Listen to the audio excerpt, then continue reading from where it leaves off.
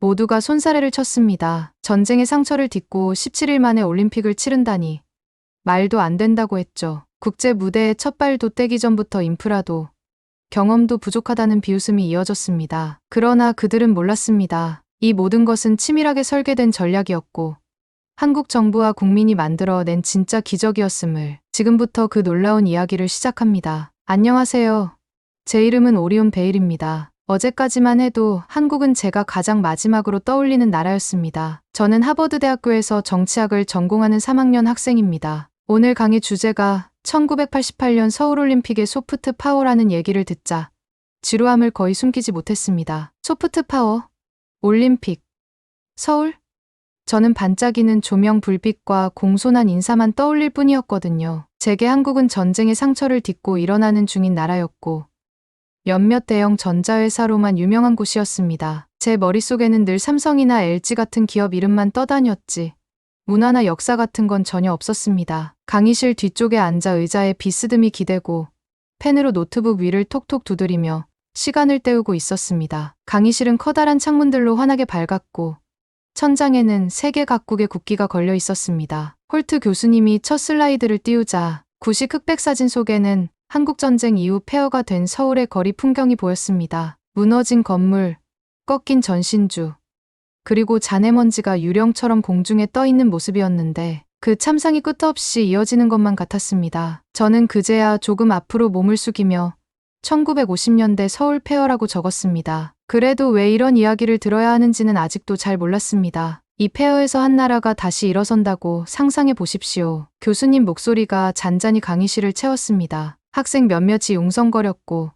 저는 노트에 1950년대 서울 폐허라고 급히 메모했습니다. 왜 이 어려운 나라에 세계인이 주목했는지 도무지 이해가 가지 않았거든요. 다음 슬라이드는 1988년의 서울을 담은 컬러 사진이었습니다. 반짝이는 고층 빌딩, 분주히 움직이는 지하철, 그리고 환영합니다 라고 쓴 피켓을 든 자원봉사자들의 미소가 가득했죠. 그 극명한 대비에 머리가 핑 돌 정도였습니다. 40년도 채 되지 않아 이곳이 세계 최고의 운동선수들을 맞이하는 무대가 되다니요. 가슴이 조여왔습니다. 어떻게 이런 변화가 가능했는지 궁금해지더군요. 주위를 둘러보니 호기심 어린 눈빛으로 화면을 바라보는 친구들이 보였습니다. 저도 모르게 질투가 일었습니다. 제가 선입견만으로 이 모든 것을 판단하다니 부끄러웠거든요. 옆자리에 앉은 제스퍼가 귓속말로 생각보다 멋지다라고 했고 저는 어깨를 으쓱했지만 계속 화면에서 눈을 떼지 못했습니다. 교수님이 잠시 멈추고 물으셨습니다. 여러분은 한 번의 행사가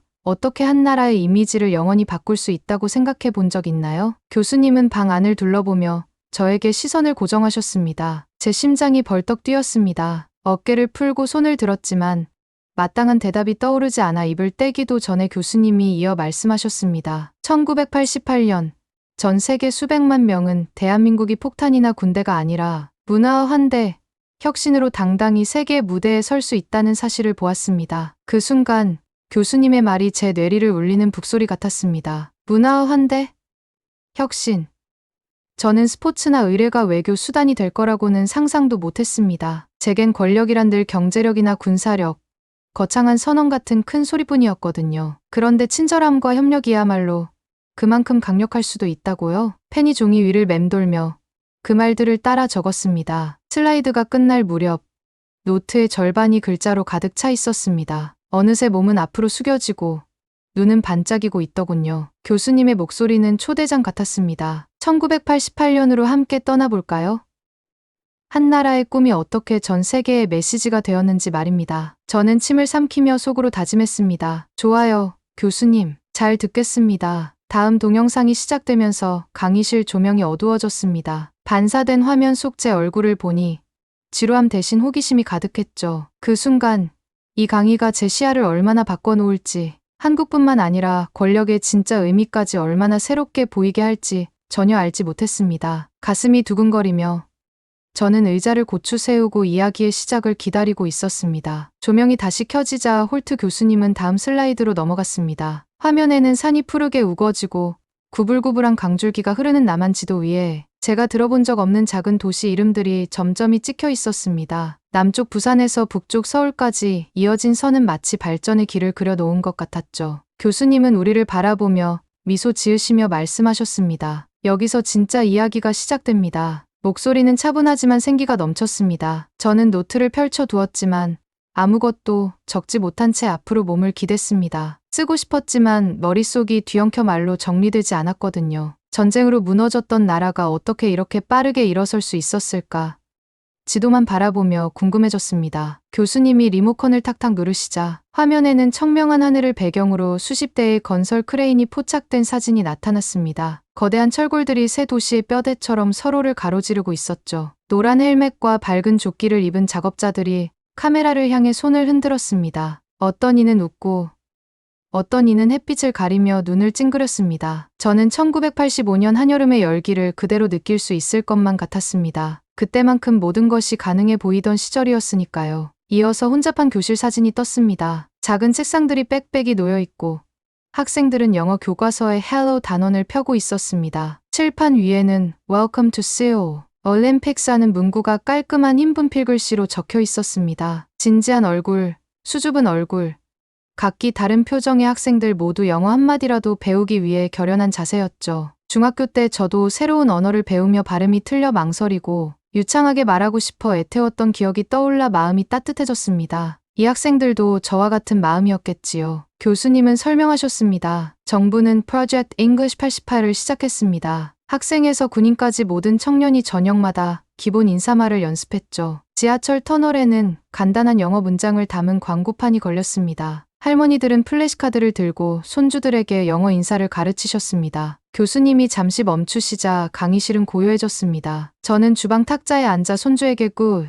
morning이라고 영어로 가르치는 할머니의 모습이 눈앞에 아른거렸습니다. 그 장면만으로도 절로 미소가 지어졌습니다. 다음 장면은 연두색 점퍼를 입은 자원봉사자들이었습니다. 기차역과 공항에 2명씩 짝을 지어 서서 Hello와 Thank you를 7개 언어로 적은 팻말을 들고 있었습니다. 저는 그들이 자신감 있는 목소리로 공손히 인사하며 활짝 웃는 모습을 상상했습니다. 외국인들이 도착해 현지인이 자신의 언어로 인사해주는 광경이 얼마나 낯설고도 놀라웠을지, 그리고 얼마나 따뜻했을지 느껴졌습니다. 그러다 갑자기 화면이 흑백 사진으로 바뀌었습니다. 공사 중인 지하철 터널의 모습이었죠. 먼지가 자욱한 가운데 임시 조명 아래에서 작업자들이 구슬땀을 흘리며 땅을 파고 있었습니다. 마치 영화 속 한 장면 같았습니다. 모두가 삽과 드릴을 들고 한마음으로 일하는 모습, 그리고 우리는 반드시 제 시간에 끝낼 것이다라는 무건의 약속이 느껴졌습니다. 제 가슴속에서는 질문이 맴돌았습니다. 어떻게 3년 만에 3개의 지하철 노선과 올림픽 경기장,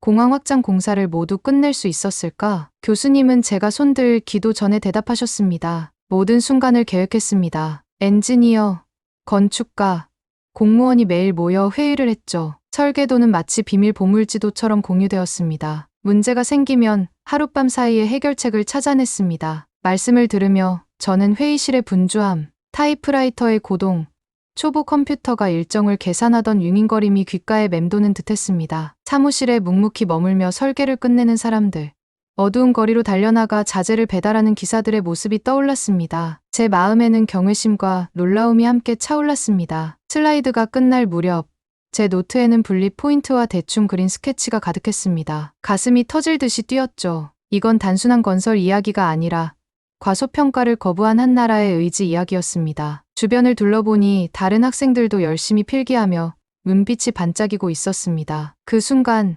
저는 더 이상 이방인이 아니었습니다. 이 이야기에 함께하고 있었고 앞으로 펼쳐질 이야기를 손꼽아 기다리고 있었습니다. 제가 심장이 먹먹하게 뛰는 걸 느꼈습니다. 강의실 조명이 다시 어두워지자 홀트 교수님이 다음 슬라이드로 넘어가셨습니다. 화면에는 단순한 표가 떴습니다. 2개의 열, 2개의 이름, 서울과 나고야, 그리고 옆에 수많은 작은 숫자들이 줄지어 있었습니다. 지루해 보이기까지 했지만 교수님이 말씀을 시작하시자 교실 분위기는 마치 폭풍이 몰려오는 듯 전율로 가득 찼습니다. 저는 책상 모서리를 꼭 움켜잡고 앞으로 몸을 기댔습니다. 이전 슬라이드를 적어두었던 노트는 온데간데 없었고 보이는 건 숫자뿐이었으며 제 숨소리만 커졌습니다. 교수님은 목을 가다듬으시고 천천히 말씀하셨습니다. 그날 올림픽위원회 투표에는 81명이 참여했습니다. 각자 한 표씩 가지고 있었죠. 그리고 결국 예상보다 오래 침묵을 끌며 멈추셨습니다. 제 배는 뒤집히는 기분이었습니다. 다음 클릭이 이어지자 득표 수가 공개되었습니다. 서울 52표,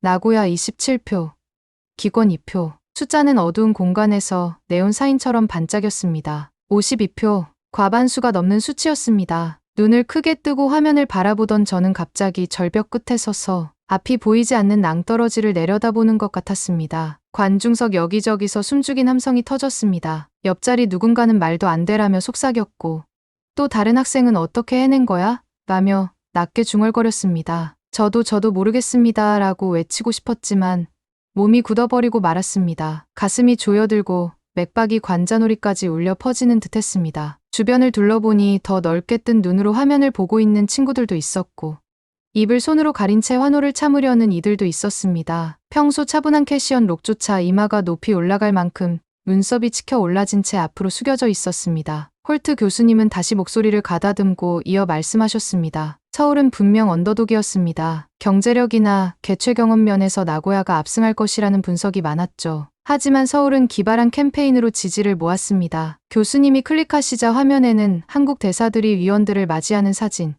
개별 편지와 7개 언어로 진행된 문화 프레젠테이션 장면이 펼쳐졌습니다. 저는 그들이 저희를 고려해 주셔서 감사합니다라고 정중히 인사하며 고개 숙이는 모습, 다양한 언어로 들뜬 대화를 나누는 위원들의 모습을 상상했습니다. 김치를 맛보고 태권도 시연을 보며 즐거워하는 표정까지 제 머릿속에 생생히 그려졌습니다. 눈을 감고 그 장면을 떠올려 보았습니다. 스위스 로잔의 호화로운 연회장, 촛불이 크리스털 잔 위에서 반짝이고 있었습니다. 외교관과 스포츠 관계자들이 불고기와 식혜를 나누며 웃고 있었죠. 하나하나의 굳은 악수와 정중한 고개 끄덕임이 52표를 향한 작은 발걸음처럼 느껴졌습니다. 제 가슴에는 그 치밀한 계획에 대한 경외심이 차올랐습니다. 눈을 뜨자 교수님이 투표가 라운드별로 어떻게 변했는지 보여주는 선 그래프를 가리키셨습니다. 첫 투표에서는 서울이 20표에 불과했지만 점차 지지를 모아 세 번째 투표 때는 확실한 격차를 보였습니다. 저는 그래프 위로 치솟는 서울의 선을 손가락으로 따라가며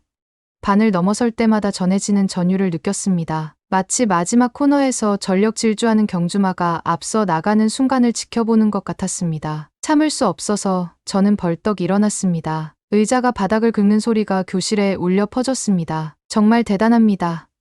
제가 소리쳤고 절반의 학생들이 돌아와 저를 쳐다보았습니다. 얼굴은 붉어졌지만 전혀 신경 쓰이지 않았습니다. 교수님은 미소 지으시며 말씀하셨습니다. 가장 위대한 승리는 부나 명성보다 믿음과 끈기에서 나올 때가 많습니다. 그 말은 강렬한 스포트라이트처럼 제 안을 비추며 깨달음을 안겨주었습니다. 바로 희망과 팀워크의 힘이었습니다. 박수가 일어나자 저는 다시 자리로 돌아왔습니다. 가슴이 떨리고 숨이 가빴지만 노트는 거의 필요 없었습니다. 저는 이 순간 한 나라가 어려움을 이겨내는 과정을 눈앞에서 지켜보고 있었습니다. 그리고 제 안에서는 한국에 대한 자부심뿐 아니라 인간 정신이 함께 일어설 수 있다는 믿음이 뜨겁게 타오르고 있었습니다. 조명이 다시 어두워지자 제 가슴이 두근거리기 시작했습니다. 홀트 교수님께서 1988년 개막식 영상 클립을 재생하시자 화면은 화려한 색깔로 터져 나왔습니다. 처음에는 순백의 한복을 입은 수백 명의 공연자들이 한없이 펼쳐져 있었습니다. 그들은 마치 얼어붙은 호수 위에 내려앉은 눈송이처럼 완벽하게 대열을 이루고 서 있었습니다. 그러다 하나둘씩 움직이기 시작했습니다. 팔이 공중을 휘저으며 한복 치마가 새벽의 꽃잎이 피듯 부드럽게 펼쳐졌습니다. 저는 실크가 스치는 부드러운 소리와 북소리가 음악 아래에서 묵직하게 울려 퍼지는 듯한 상상을 했습니다. 카메라는 위로 천천히 올라가 관중석에 가득 찬 수만 명의 관객을 비추었습니다. 플래시 불빛이 여름밤 반딧불처럼 이리저리 반짝였습니다. 얼굴마다 설렘과 자부심이 빛나고 있었습니다. 마치 저도 그 경기장 한가운데에 있는 것처럼 가슴이 빠르게 뛰었습니다. 이건 단순한 공연이 아니라 메시지였습니다. 한국이 전 세계에 외치는 것 같았습니다. 여기를 보십시오. 그때 음악이 깊은 북소리로 바뀌면서 관중석 아래 지면마저 떨리는 듯 느껴졌습니다. 발밑에서 전해지는 진동을 실제로 느낄 수 있을 것만 같았습니다. 이어 선명한 빨강과 파랑의 한복을 입은 공연자들이 거대한 소용돌이를 이루며 빠르게 회전하기 시작했습니다. 색들이 하나로 어우러져 살아 움직이는 테피스트리처럼 펼쳐졌습니다. 저는 눈을 감고 그 소용돌이가 눈꺼풀 아래서도 빙글빙글 도는 모습을 떠올렸습니다. 에너지와 희망이 함께 춤추는 듯했습니다. 다음 장면은 성화 봉송이었습니다. 화면 속 한 젊은 선수가 트랙을 질주하며 성화를 높이 들고 있었습니다. 밤하늘을 배경으로 불꽃이 아롱거리며 타올랐습니다. 그가 경기장 중앙에 도착하자 성화를 원형으로 매단 성화대에 높이 들어 올렸습니다. 관중석은 숨을 죽였습니다. 잠시 아무 일도 없던 것 같더니 성화대가 갑자기 불길을 뿜어 올렸습니다. 불꽃이 폭죽처럼 하늘로 솟구치자 천둥 같은 환호가 뼛속까지 울려 퍼졌습니다. 환호성이 천둥 소리처럼 강렬하게 밀려오자 제 손바닥에서는 땀이 맺혔고 저는 책상 모서리를 꼭 잡고 있었습니다. 고개를 돌려보니 제스퍼는 입을 떡 벌린 채 아우렐리아는 눈가에 눈물을 머금고 있었습니다. 평소 감정을 잘 드러내지 않던 캐시언조차 두 주먹을 불끈 쥐고 있었습니다. 저도 모르게 벌떡 일어나 박수와 환호를 함께 보냈습니다. 제 목소리가 교실 벽을 타고 울렸습니다. 정말 멋집니다. 교수님께서 영상을 일시정지하시고 박수가 잦아들기를 기다리셨습니다. 강의실은 마치 1988년 9월 17일 그날로 돌아간 듯한 열기로 가득 차 있었습니다. 저는 청바지 위에 땀 낀 손바닥을 문질러 숨을 가다듬으려 했지만 몸이 좀처럼 가라앉지 않았습니다. 가슴은 너무 팽팽해져 북처럼 두드려대는 것 같았습니다. 마치 성화가 타오르는 순간을 머릿속에서 계속 재생하는 듯했습니다. 단합과 힘, 그리고 자부심의 상징이었죠. 그 순간 저는 깨달았습니다. 소프트 파워가 군대보다도 더 강할 수 있다는 사실을요. 분단과 전쟁, 의심을 넘어 이 나라는 예술과 문화, 환대로 응답했습니다. 최고의 모습을 보여주었고 전 세계는 그 모습에 환호로 화답했습니다. 저는 영어를 배우던 자원봉사자들, 지하철을 건설하던 엔지니어들, 위원들을 설득하던 외교관들, 그리고 지금 막 모든 것을 쏟아부은 공연자들을 떠올렸습니다. 모두가 이 순간을 잊지 못할 역사로 만들기 위해 제 역할을 다했죠. 영상이 끝나자 교수님께서 조명을 다시 켜고 물으셨습니다. 어떤 느낌이었나요? 저는 입을 떼었지만 말이 너무 빨리 쏟아져 나왔습니다. 강력했습니다. 마치 더 큰 무언가에 속해 있는 느낌이었어요. 단순한 경기를 넘어선 무엇이었어요. 제 목소리는 살짝 떨렸습니다. 교수님께서 고개를 끄덕이며 말씀하셨습니다. 바로 그거예요. 그 불꽃이 사람들의 마음에 불을 지피는 겁니다. 자리에 앉으며 저는 변해 있었습니다. 눈빛은 더욱 반짝였고 머릿속에는 새로운 아이디어가 가득했습니다. 저는 소프트 파워가 부드럽기만 한 것이 아님을 깨달았습니다. 그것은 사람들의 마음속에 선명히 타오르는 거대한 불이었습니다. 한국은 글로벌 무대에서 그 불씨를 당겼고 저도 이 강의실에서 그 따스함을 느꼈습니다. 노트를 보니 소용돌이치는 무용수들과 타오르는 불꽃의 스케치로 가득했습니다. 저는 생각했습니다. 저도 그런 순간들, 사람들을 하나로 모으는 순간에 함께하고 싶다. 한국에 대한 제 오랜 고정관념은 어디론가 사라졌습니다. 그 자리에 남은 것은 존경과 설렘이었습니다. 종이 울렸지만 저는 바로 일어나지 못했습니다. 저는 여전히 몸을 가만히 세운 채 북소리와 환호의 여운을 마음속에 담았습니다. 그리고 노트를 챙긴 뒤 여전히 두근거리는 가슴을 안고 이 감동을 세상으로 옮길 준비를 했습니다. 개막식 영상이 끝나고 수업이 재개되자 홀트 교수님은 또 다른 슬라이드로 넘어가셨습니다. 세계 지도가 보였고 곳곳에 신문사 로고들이 찍혀 있었습니다. 저는 몸을 앞으로 기울였습니다. 교수님이 말씀하셨습니다. 1988년 서울올림픽 이후 전 세계 반응을 살펴봅시다. 첫 번째 로고는 뉴욕타임스였고 그 아래에는 서울의 장엄한 환영한 나라의 마음을 공개하다라는 헤드라인이 적혀 있었습니다. 저는 마치 기자들이 취재실 지하에서 흥분하며 타자를 두드리는 소리가 들리는 듯했습니다. 제가 심장 박동이 빨라지는 걸 느낄 때 교수님이 두 번째 로고로 넘어가셨습니다. 프랑스의 르몽드였고 헤드라인은 전쟁의 폐허에서 세계적 무대로 한국의 화려한 데뷔였습니다. 이어서 런던의 가디언이 등장했습니다. 자원봉사자의 미소와 강철 골조 서울의 기적이라는 제목이었죠. 각각의 기사는 칭찬하는 대상을 달리했는데 어떤 매체는 6개 언어로 공손히 인사한 자원봉사자를, 어떤 매체는 세련된 경기장 디자인을, 또 어떤 매체는 관중을 제 시간에 실어 나른 효율적인 지하철을 다뤘습니다. 저는 기자가 인천공항에 도착해 깨끗하게 관리된 전동차에 올라탄 뒤 서툰 영어로 지도를 건네주는 자원봉사자와 대화를 나누는 장면을 상상했습니다. 그리고 기자가 타이핑하며 이렇게 적었을 것 같았습니다. 여기 서울에서는 친절이 하나의 스포츠입니다. 그 순간 저는 이제 막 이해하기 시작한 이 장소에 대한 자부심으로 가슴이 벅차올랐습니다. 교수님은 다음으로 국제 뉴스 앵커들의 영상 클립을 보여주셨습니다. BBC 앵커가 이 개막식 밤은 내가 본 그 어떤 것과도 견줄 만합니다라고 말하는 소리가 들렸습니다. 이어 NHK 앵커는 서울의 에너지는 전염성이 강합니다라고 덧붙였습니다. 저는 이 찬사가 단순한 칭찬을 넘어 초대장이었다는 것을 깨달았습니다. 전 세계가 지켜보고 있었고 이제는 서울을 방문하고 싶어 한다는 의미였죠. 다시 클릭하자 전통 한복을 입은 외국 관광객들이 화려한 대문 앞에서